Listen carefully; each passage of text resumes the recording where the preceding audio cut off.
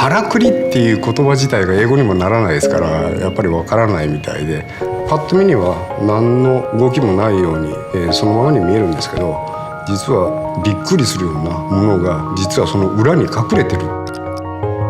コップにお茶を置いた時にそのお茶のコップの重さによってこう動くような人形があるわけですね。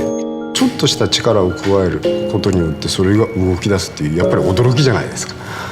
びっくりさせるような動きをさせるものっていうものがやっぱり、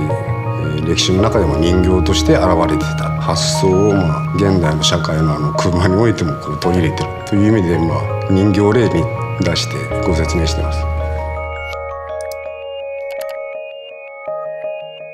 でからくりシートの場合は紐を1本開けるだけでその座面の下に実はもう1個座面がある。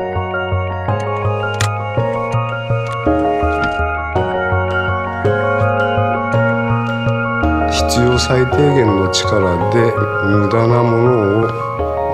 発生させずに、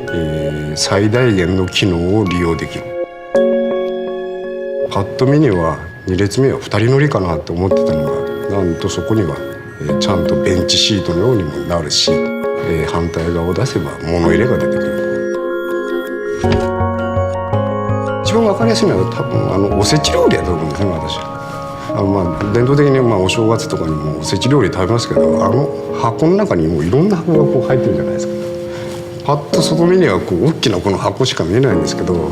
その箱をはぐっていくとどんどん箱が入って、それが全てこういろんなこう料理を入れることができるっていうようなところも、あれはある意味からくりだと思うんですね。世界中探してもこんなシートないと思うんですよ。相棒ですよね、車は。パートナーとして見ていただければいいじゃないかと。使い込めば使い込むほど使いやすいし、こんな面もあったのっていう驚きのからくりもあります。